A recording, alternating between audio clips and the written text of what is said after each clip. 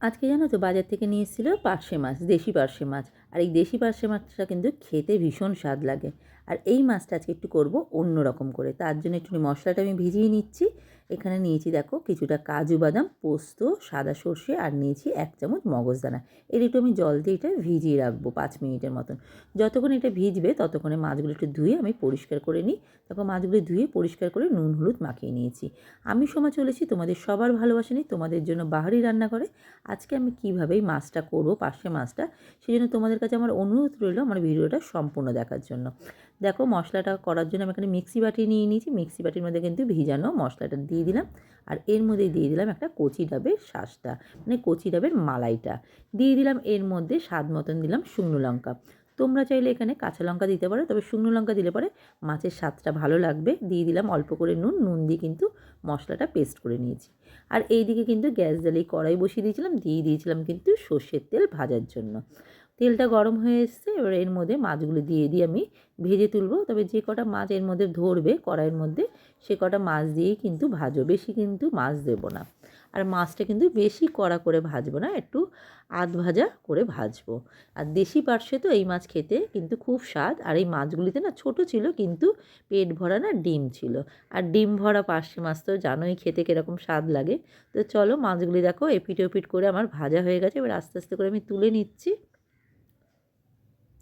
এইভাবেই সব কটা কিন্তু মাছ আমি আবার ভেজে নেব।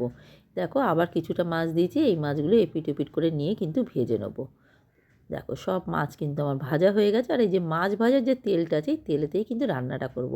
আমি সবসময় একটু বেশি তেল দিয়ে মাছটা ভাজার চেষ্টা করি, তাহলে মাছ ভাজার তেলেই না মাছ রান্না করলে পরে স্বাদটা বেশি ভালো হয়।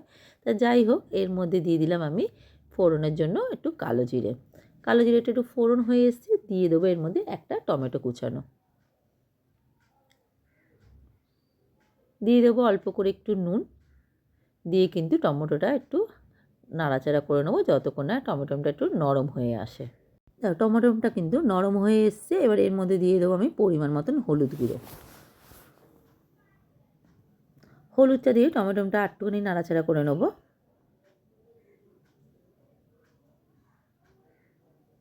দেখো টমেটোটা কিন্তু এবারে একদম গলে গেছে।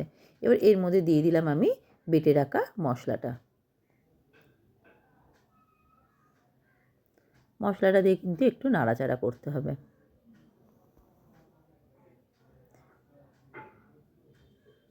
এই দেখো মাছগুলো তো সব দেখো ভেজে তুলে রেখেছি কিন্তু।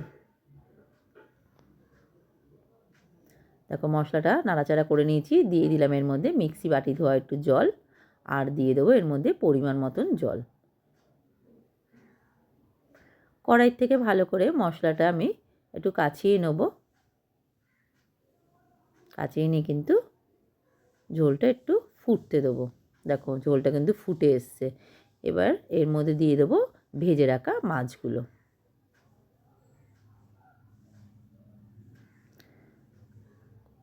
আস্তে করে সব মাছগুলি দেখো ঝোলের মধ্যে ডুবিয়ে দিলাম। এবার এর মধ্যে একটু ধনেপাতা কুচি ছড়িয়ে দেবো, আর দেবো 2টো কাঁচা লঙ্কা। আর এই সর্ষে পোস্ত দেওয়া যেহেতু মাছটা, সেই জন্য কাঁচা লঙ্কা দিয়ে ডলে খেলে পরে কিন্তু আরও খেতে ভালো লাগবে, তাই জন্য একটু কাঁচা লঙ্কাটা দিয়েছি। আর এর মধ্যে এবার দিয়ে দেবো আমি স্বাদ মতন একটু চিনি। চিনিটা দিলে পরে তাহলে নুনটা আর ঝালটা একটু ব্যালেন্সটা ভালো বোঝা যায়, ওই জন্য একটু চিনি দিলাম, তোমরা চাইলে নাও দিতে পারো। আর এই রকম করে মালাই দিয়ে যদি পার্শে মাছ করা হয় না, খেতে কিন্তু এমনি অন্যরকম স্বাদ লাগে। তো চলো একটু ঢাকনা দিয়ে 2-3 মিনিটের জন্য এটা আমি হতে দেবো। ঢাকনাটা খুলে নিলাম 2-3 মিনিট পরে। দেখো মাছটা কিন্তু আমার রেডি হয়ে গেছে। এবার গ্যাসটা বন্ধ করে আমি নামিয়ে নেবো। আমি কিন্তু নুন ঝালটা একটু দেখে নিয়েছি। দেখো গ্যাস বন্ধ করে নামিয়ে নিয়েছি কিন্তু মালাই পার্শে। এইভাবে তোমরা একবার বাড়িতে বানিয়ে দেখতে পারো। আর রেসিপিটা যদি আমার ভালো লেগে থাকে আমার ইউটিউব চ্যানেলটাকে সাবস্ক্রাইব করে দিও। ফেসবুক প্রোফাইলতে দেখলে পর লাইক শেয়ার কমেন্ট করার অনুরোধ রইল।